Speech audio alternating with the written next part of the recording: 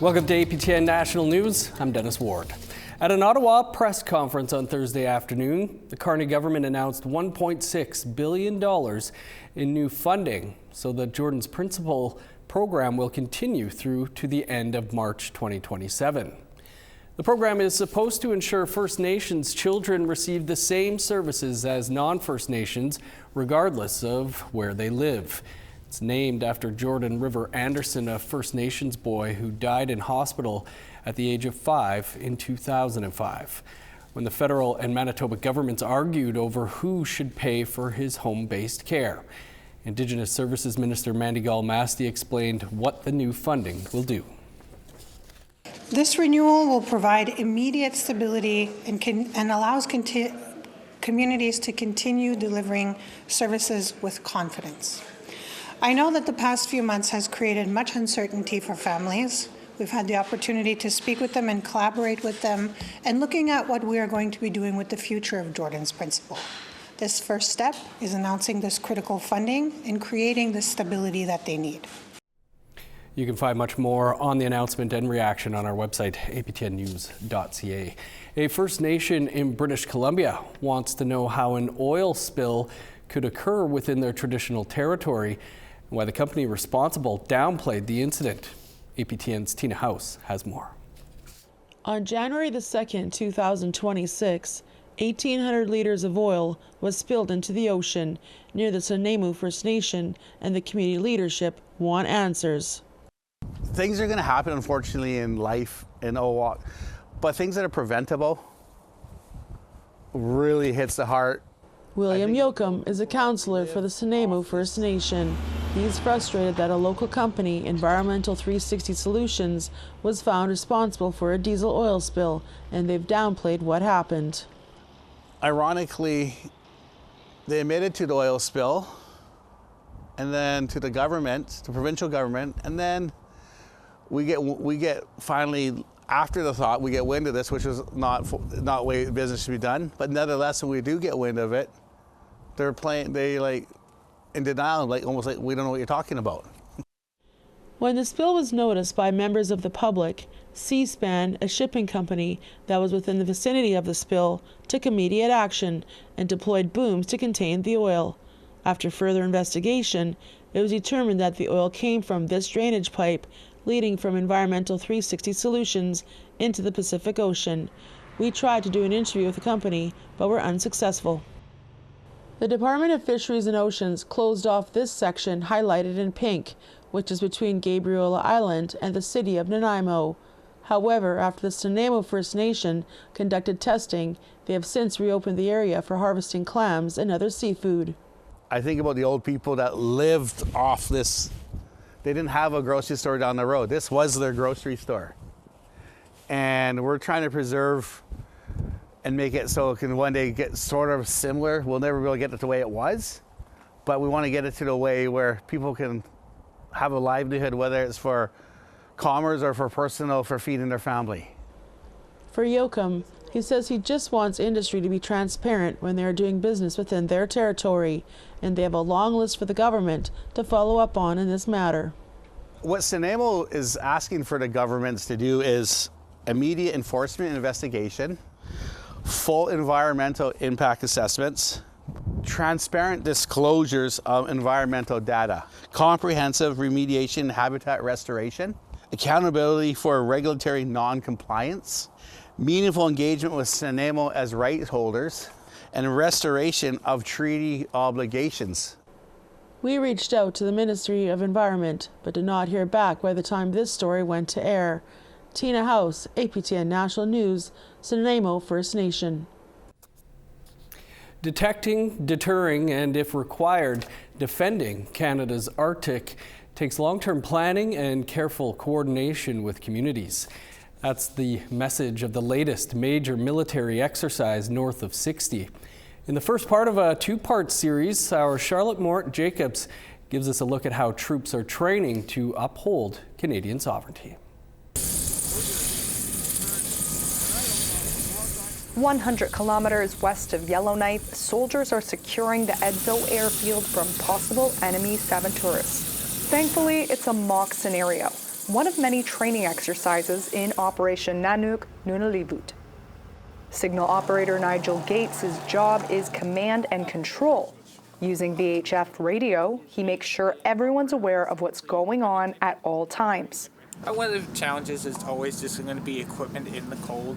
Like some of our wires are just frozen solid, so you always have to bring spares to ensure that you can maintain communications while out in the field, because you're expected to provide communications 24/7 with HQ, with the soldiers, so everyone stays connected and situational awareness is maintained.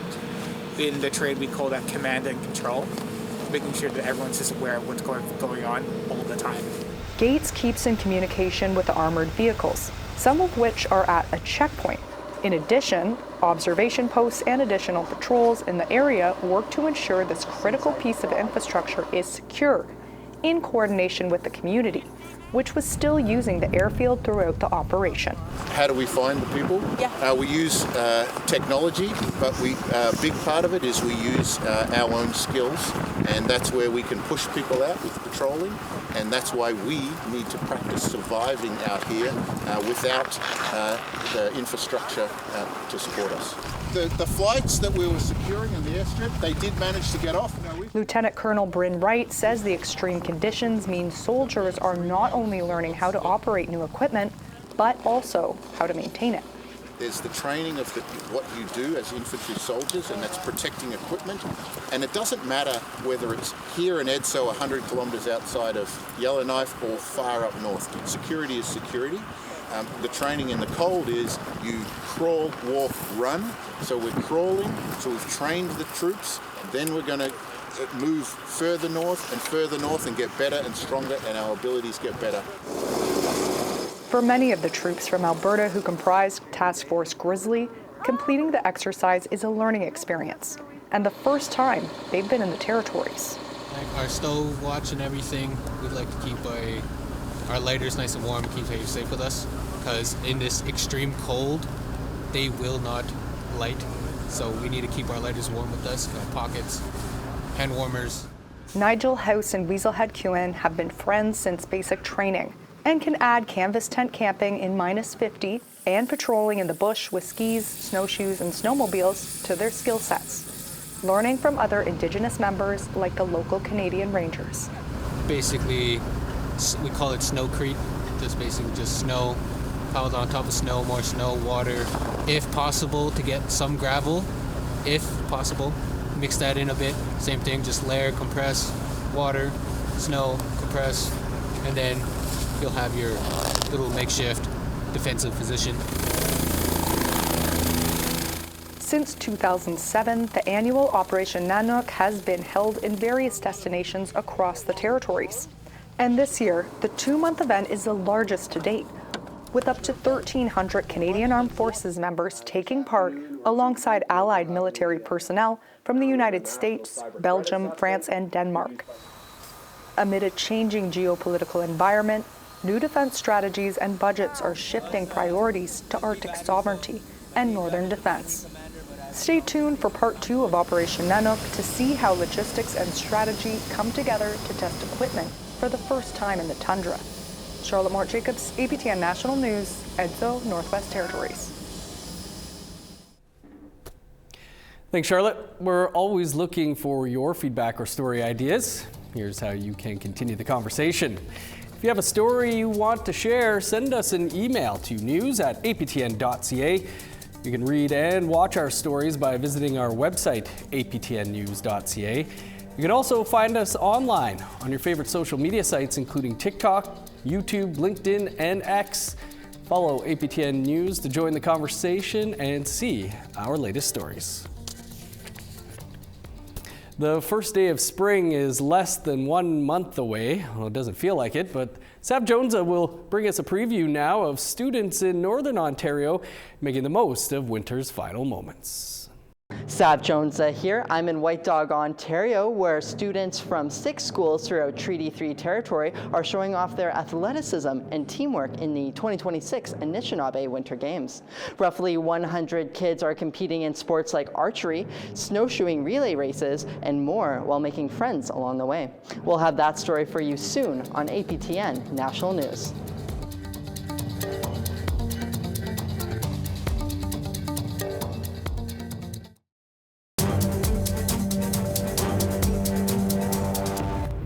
Welcome back.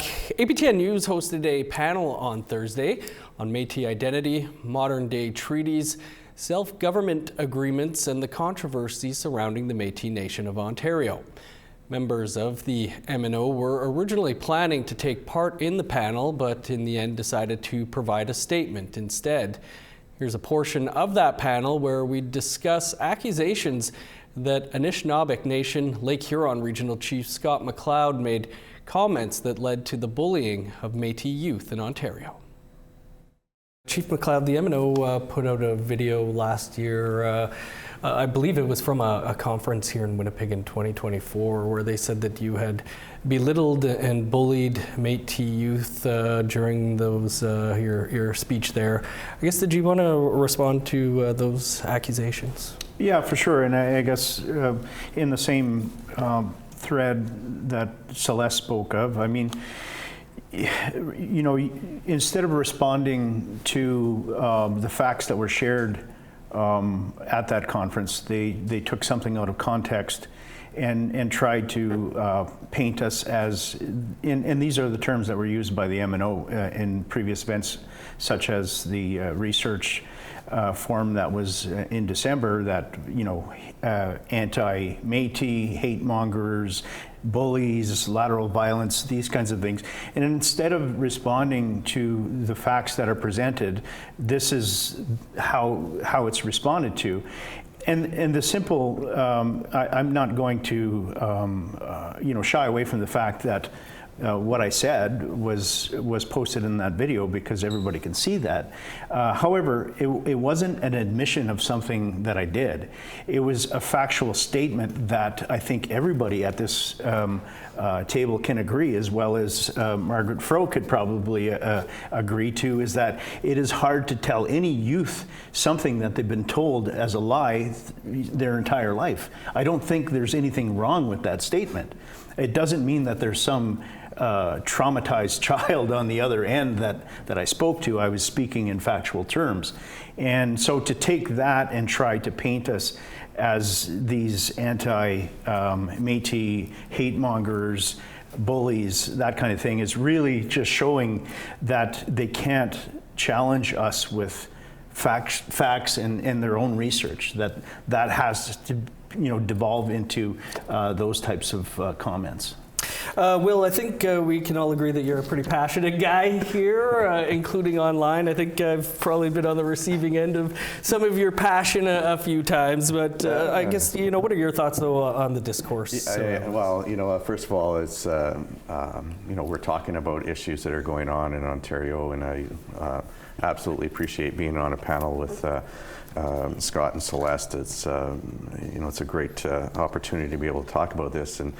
But it is curious, you know, that the excuses that have come out about why Tony Belcourt and Mitch Case can't be here, you know, it's kind of incumbent on them to tell their side of the story. If it's got so much weight, then maybe they should be here telling it themselves. I was there when Scott said those things, and I agree with him 1,000%. When the real crime that happened here, or happened in Ontario, is that you've got leadership in the Métis Nation of Ontario that are telling their membership, their youth, that there's something that they're not. So it starts with the lies that MNO is giving to these youth, that they are Indigenous, that they're Métis, when they are clearly not either one. There's no connection to the Métis Nation. Being mixed is not the only thing that it is to be Métis. We are a distinct Indigenous nation. And it is a smokescreen, like Scott was saying, that it it's not addressing what was actually said. It is trying to demonize somebody for actually standing up for these youth who are being lied to by the Métis Nation of Ontario. And you can watch that entire conversation during a special APTN National newscast tomorrow night at 6 p.m. Eastern Time. Several projects in Northern Ontario received federal funding last week to help address critical needs connected to the drug crisis. CTV's Angela Jamil has more on the programs getting the money. Along with offering primary health care and mental health support, the staff at Mamusing North Shore Community Health is also on the front lines of the illegal drug crisis. They see firsthand the devastating effects of substance use. Our vision is rooted in Anishinaabe teachings that remind us healing happens through relationship, community, and balance, and that our role is to walk beside our relatives as they reclaim wellness in their own way and on their own time. The Indigenous Health Organization is one of 8 Ontario projects receiving funding from the Emergency Treatment Fund.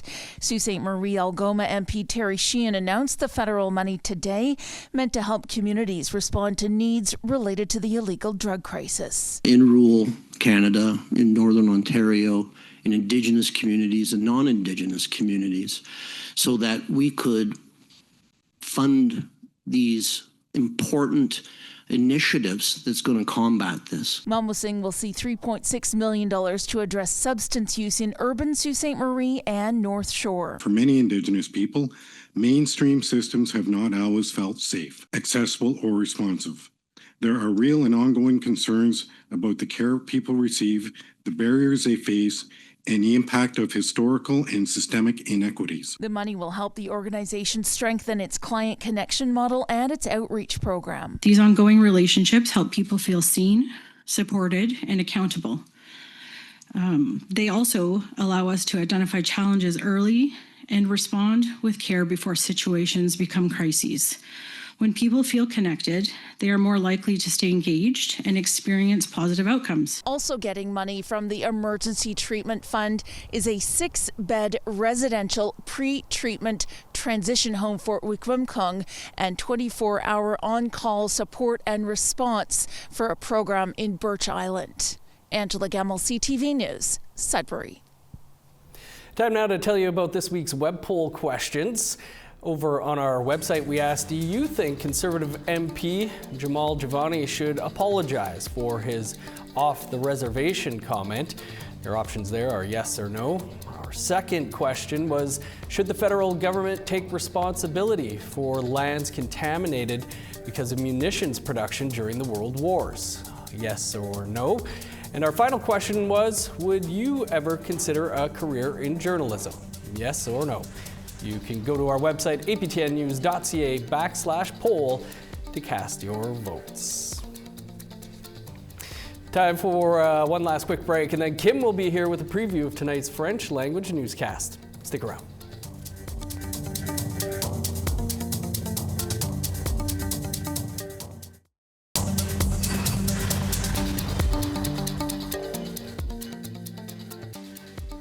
Welcome back. Here's a look at your current conditions. -5 in Fredericton and Charlottetown. -19 in Kuujjuaq, 14 below in Nain. -7 with snow in Montreal, cloudy and 6 below in Val-d'Or. -2 in Sault Ste. Marie, cloudy and 3 below in Ottawa. -4 in Thunder Bay, flurries and 2 below in Sioux Lookout.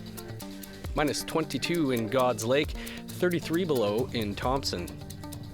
Sunny and -6 in Winnipeg, 13 below in Dauphin. -12 in Regina, -19 in North Battleford. -23 in Meadow Lake, 38 below in Stony Rapids. In northern Alberta, -33 in Fort Chipewyan, 28 below in Fort McMurray. 16 below in Edmonton, snow and -4 in Lethbridge. 8 above in Vancouver and Victoria, +3 in Kamloops. -4 with snow in Prince George and Smithers. -45 in Old Crow, 44 below in Beaver Creek. -37 in Yellowknife, 41 below in Norman Wells. minus 25 in Sax Harbor, 28 below in Paulatuk, minus 33 in Noonjat, 37 below in Chesterfield, minus 27 in Resolute, 33 below in Arctic Bay. Overseas now, we're an intimate and powerful dance work exploring identity, adoption, and the lasting trauma of the stolen generations is set to take the stage in Australia. The production confronts the ongoing impacts of forced removal and speaks to survival, resilience, and the enduring strength of First Nations families. NITV was given an exclusive first look inside rehearsals ahead of opening night. It's a story that needs to be told.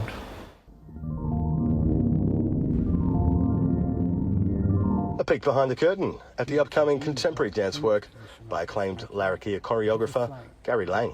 See, I'm 65 this year and realising I was a child of that time. But one thing that I wasn't taken away from my mum.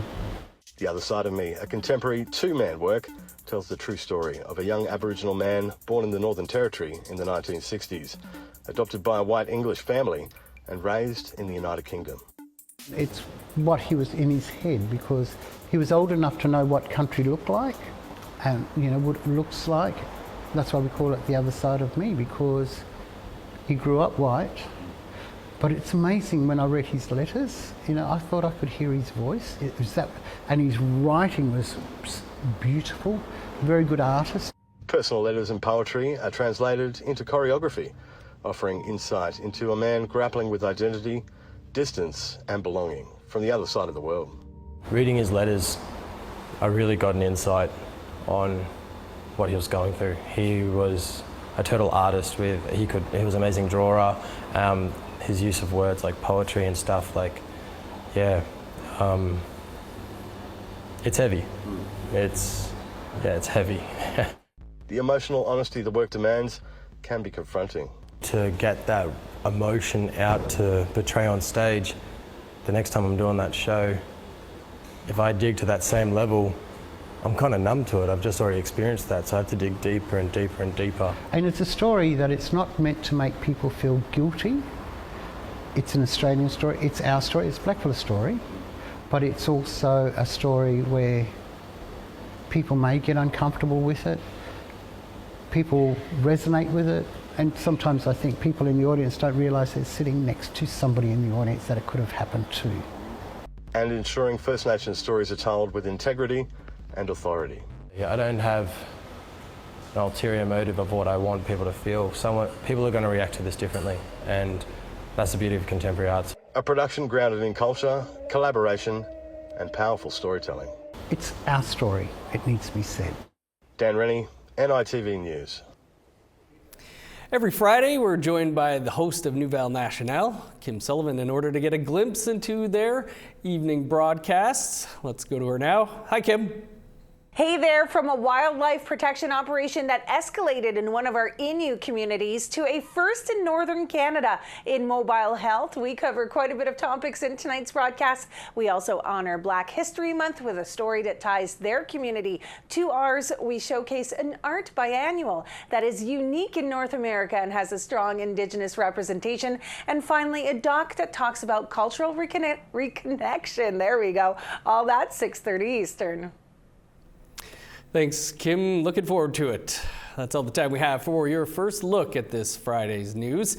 TR will be back here tonight at 6 p.m. Eastern Time. And you can stay up to date with the very latest by visiting our website, aptnnews.ca. I'm Dennis Ward, Marcy Miigwech. Thanks for being with us. Have a great afternoon.